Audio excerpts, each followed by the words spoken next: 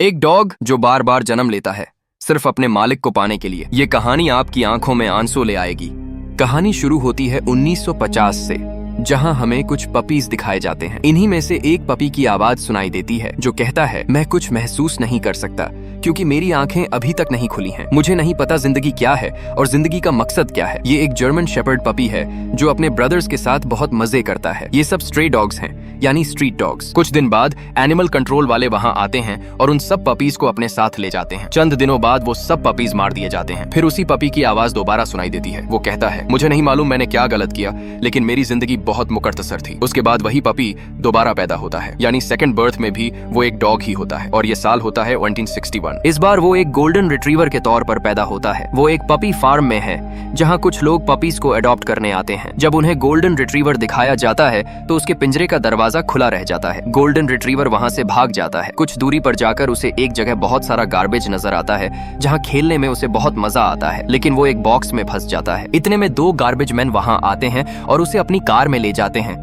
क्योंकि वो उसे बेचकर पैसे कमाना चाहते हैं। वो गाड़ी को कहीं पार्क करके चले जाते हैं और गोल्डन रिट्रीवर अंदर ही फंस जाता है। वो कहता है, मुझे बहुत प्यास लगी है। उसकी हालत बहुत खराब हो जाती है। उसी वक्त एक लड़का जिसका नाम ईथन है अपनी मॉम के साथ वहां आता है। वो गाड़ी के अंदर देखता है कि एक डॉग फंसा हुआ है और बहुत प्यासा है। वो अपनी मॉम से कहता है कि उसे बाहर निकालो। ईथन की मॉम गाड़ी का शीशा तोड़ती है और डॉग को घर ले जाती है। जब गोल्डन रिट्रीवर की आंखें घर में खुलती हैं, तो वो देखता है कि एक लड़का उसके सामने है जो उसे बहुत प्यार करता है। गोल्डन रिट्रीवर कहता है, मैंने फैसला कर लिया है कि मैं इस लड़के को अडॉप्ट करूंगा। असल में ईथन भी उसी गोल्डन रिट्रीवर को रखना चाहता है। वो अपने डैड से इजाजत लेता है और उसका डैड मान जाता है। अब ईथन उसका नाम रखता है बेली। बहुत जल्द बेली समझ जाता है कि मेरा नाम बेली है और जिस लड़के ने मुझे अडॉप्ट किया है उसका नाम ईथन है। दोनों एक दूसरे के साथ बहुत खुश हैं, लेकिन बेली को अभी तक ये नहीं पता कि जिंदगी का मकसद क्या है और वो क्यों आया है इस दुनिया में। जब ईथन बेली को अपने ग्रैंडफादर्स फार्म पर ले जाता है तो बेली वहाँ एक बॉल उठाता है। उसी बॉल से ईथन और बेली बहुत खेलते हैं। ईथन बॉल फेंकता है और झुक जाता है। बेली दौड़कर उसे पकड़ लेता है। यही उनका गेम होता है। ईथन बेली को बॉस डॉग कहकर बुलाता है। वक्त गुजरता है और अब ईथन बड़ा हो चुका है। वो स्कूल की फुटबॉल टीम में होता है और बहुत अच्छा प्लेयर है। जब वो फुटबॉल खेलकर घर आता है तो वहाँ उसका फादर दिखाया जाता है जो अपनी जॉब में नाकामी के बाद अब अल्कोहलिक बन चुका है। एक दिन ईथन और बेली एक फेयर में जाते हैं जहाँ उनकी मुलाकात एक लड़की से होती है जिसका नाम हैना है। हैना और ईथन बहुत जल्द अच्छे दोस्त बन जाते हैं और ये दोस्ती लव में बदल जाती है। ईथन, हैना और बेली ज्यादातर वक्त एक साथ गुजारते हैं। वो तीनों बहुत मजे करते हैं। एक रात जब ईथन घर पहुंचता है तो देखता है कि उसका डैड अपनी मॉम से लड़ रहा है। ईथन को इस बात पर बहुत गुस्सा आता है क्योंकि उसका फादर अक्सर ऐसा ही करता है। उस रात ईथन अपने डैड से कहता है, तुम्हें यहाँ से जाना होगा, हमें अब तुम्हारी जरूरत नहीं। ईथन का डैड घर छोड़कर चला जाता है और अब घर की जिम्मेदारी ईथन पर आ जाती है। उसी दौरान ईथन को स्कूल फुटबॉल में बेहतरीन परफॉर्मेंस पर 4 ईयर स्कॉलरशिप मिलती है। ये देखकर उसका क्लासमेट टॉड हसद में आ जाता है। टॉड ईथन के फादर और उसकी गर्लफ्रेंड के बारे में बुरी बातें कहता है। ये सुनकर ईथन को गुस्सा आता है और वो उसे मुक्का मार देता है। उसी रात जब ईथन अपने घर में सो रहा होता है तो वही क्लासमेट टॉड उसके घर में आग लगा देता है। ईथन, उसकी मॉम और बेली दरवाजे से बाहर नहीं निकल पाते, इसलिए ईथन पहले अपनी मॉम को रोप के जरिए नीचे उतारता है, फिर बेली को, लेकिन रोप वहीं फंस जाती है और ईथन को ऊपर से छलांग लगानी पड़ती है जिससे उसकी टांग टूट जाती है। ईथन को एम्बुलेंस के जरिए हॉस्पिटल ले जाया जाता है। टॉड वहाँ छुपा होता है और सब कुछ देख रहा होता है। बेली टॉड को काटता है क्योंकि वो जानता है कि आग टॉड ने लगाई है। वहाँ पुलिस भी आती है और टॉड को गिरफ्तार कर लेती है। कुछ दिन बाद ईथन हॉस्पिटल से वापस अपने ग्रैंड पेरेंट्स हाउस आता है। उसकी टांग में फ्रैक्चर है, यानी अब वो फुटबॉल नहीं खेल सकता। उसकी स्कॉलरशिप भी खत्म हो जाती है। ईथन हैना से मिलने जाता है और उससे ब्रेकअप कर लेता है। वो कहता है, शायद हमारा सफर बस यहीं तक था। असल में ईथन जो बायों से नहीं चाहता कि वो किसी की जिंदगी पर बोझ बने और उसी लम्हे ईथन हैना की राहें अलग हो जाती हैं। उसके बाद ईथन एग्रीकल्चर स्कूल जाता है ताकि वो अपने ग्रैंडफादर्स फार्म का ख्याल रख सके। बेली अब शालिन के ग्रैंडफादर के साथ रहता है, मगर वो अब बूढ़ा हो चुका है। वो न पहले की तरह दौड़ सकता है न छलांग लगा सकता है। वो बहुत बीमार रहने लगता है। उसकी आंखें सिर्फ ईथन को तलाश करती हैं। ईथन आखिरी बार उससे मिलने आता है और उसे गुड बाय कहता है और इसी तरह बेली की जिंदगी खत्म हो जाती है। 1980 के अगस्त में बेली दोबारा एक डॉग के तौर पर पैदा होता है और इस बार वो एक फीमेल जर्मन शेपर्ड होती है। अब कहानी आगे बढ़ती है। बेली यानी पिछली जिंदगी का वही डॉग अब अपनी पिछली बर्थ को याद कर रहा है। उसे हर जगह ईथन याद आ रहा है। वो उसे ढूंढता है, सूंघता है, लेकिन ईथन कहीं नजर नहीं आता। अब वो एक पुलिस डॉग है, यानी बम ढूंढना और लोगों की जान बचाना उसका काम है। उसका ट्रेनर बहुत सख्त मिजाज आदमी है, लेकिन वक्त के साथ साथ उन दोनों के बीच एक मजबूत बॉन्ड बन जाता है।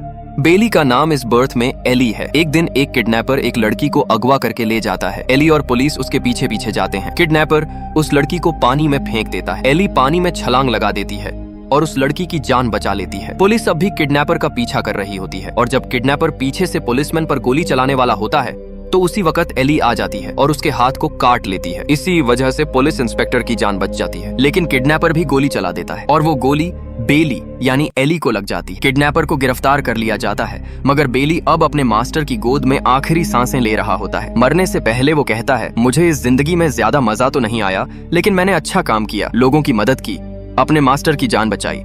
और इस तरह बेली की एक और जिंदगी खत्म हो जाती है। फिर 1985 में वो दोबारा एक डॉग के तौर पर पैदा होता है और इस बार वो एक कोर्गी मेल डॉग होता है। एक कॉलेज स्टूडेंट जिसका नाम माया है वो उसे अडॉप्ट कर लेती है। अब उसका नाम रखा जाता है तीनो। माया की जिंदगी में लोनलीनेस है और तीनो चाहता है कि वो उसकी जिंदगी में खुशियां ले आए। तीनो और माया एक दूसरे से बहुत मोहब्बत करते हैं। माया को हमेशा पता होता है कि तीनो क्या चाहता है। वो हमेशा वही चीज ऑर्डर करती है जो तीनो खाना चाहता है। इसीलिए तीनो का वेट बढ़ने लगता है। उसे डॉक्टर के पास ले जाया जाता है। डॉक्टर कहता है अब तुम्हें तीनो को रन और वॉक कराना होगा। इसीलिए माया तीनो को पार्क ले जाती है। वो बॉल फेंक कर कहती है जाओ लेकर आओ, लेकिन तीनों को ना दौड़ने का दिल है न चलने का। मगर अगले ही लम्हे सब कुछ बदल जाता है जब तीनों एक फीमेल डॉग को देखता है जिसका नाम रॉक्सी है। रॉक्सी बड़ी खूबसूरती से बॉल पकड़ लेती है। तीनों भी बॉल उठाकर रॉक्सी के ओनर के सामने रख देता है। रॉक्सी के मास्टर का नाम एल है जो माया का क्लासमेट भी है। तीनों और रॉक्सी के बीच दोस्ती हो जाती है और जल्द ही माया और एल की शादी हो जाती है। उनके 3 चिल्ड्रन होते हैं। अब तीनों और रॉक्सी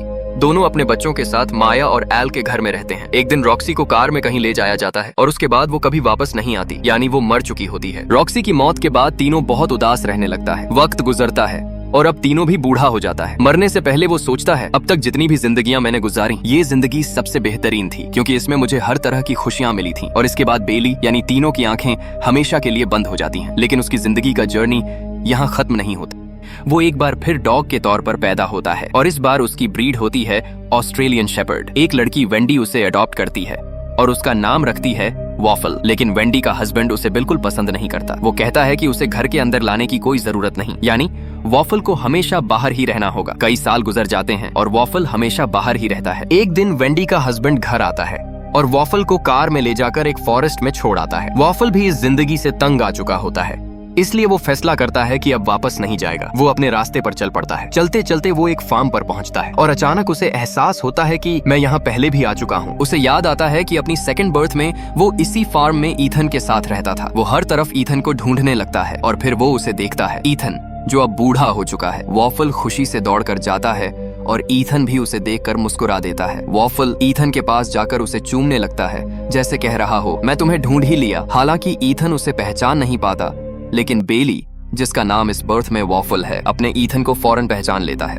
ईथन उसे फूट देता है और कहता है अब तुम्हें घर जाना होगा, लेकिन वॉफल दिल में कहता है यही तो मेरा घर है। ईथन दरवाजा बंद कर देता है, लेकिन बेली वहां से हिलता तक नहीं। अगली सुबह ईथन उसे एक डॉग फार्म में छोड़ आता है ताकि कोई उसे अडॉप्ट कर ले, मगर ईथन खुद भी बेचैन हो जाता है। इसलिए अगले दिन वो वापस जाता है और बेली यानी वॉफल को अपने घर ले आता है, यानी उसने उसे दोबारा अडॉप्ट कर लिया है। बेली देखता है कि ईथन की जिंदगी में अब भी तन्हाई है। वो किसी तरह चाहता है कि ईथन की ये तन्हाई खत्म हो जाए। असल में ईथन ने हैना से ब्रेकअप के बाद कभी शादी नहीं की थी। एक दिन बेली घर से बाहर निकलता है और एक जगह पहुंचता है जहां वो हैना को देखता है। वो उसके पास जाता है। हैना उसके नेक बैज को देखती है जिस पर उसका नाम लिखा होता है बडी। दरअसल ईथन ने उसका नया नाम बडी रखा था और बैज के दूसरी तरफ ईथन का नाम लिखा होता है। जब हैना ये देखती है तो वो बडी को अपने साथ ले जाती है और सीधा ईथन के फार्म पर पहुंचती है। जब ईथन और हैना एक दूसरे को देखते हैं तो दोनों बहुत खुश हो जाते हैं। हैना बताती है कि उसका हस्बैंड फौत हो चुका है। ईथन भी उससे माफी मांगता है और कहता है मैंने तुम्हें अपनी जिंदगी से अलग कर दिया, मुझे माफ कर दो। हैना कहती है ये सब बहुत पुरानी बातें हैं। उसके बाद ईथन उसे डेट पर बुलाता है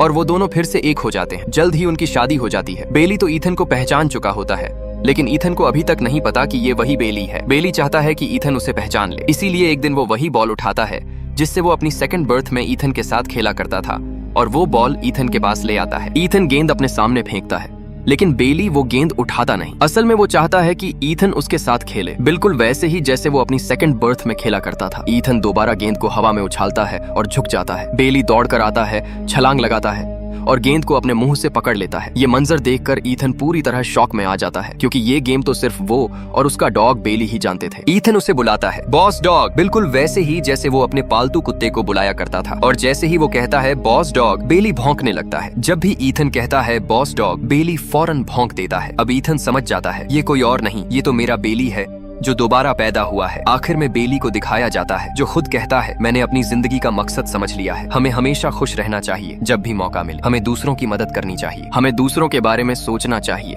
और सबसे अहम, हमें सबसे मोहब्बत करनी चाहिए। हमें उसी लम्हे में जीना चाहिए जिस लम्हे में हम हैं, यानी प्रेजेंट में। यही मेरी जिंदगी का मकसद है और यही हर डॉग की जिंदगी का मकसद होना चाहिए। तो ये थी पूरी कहानी अ डॉग्स पर्पस की। ये मूवी साल 2017 में रिलीज हुई थी और इसकी IMDb रेटिंग 7.2 है। उम्मीद है आपको ये स्टोरी जरूर पसंद आई होगी।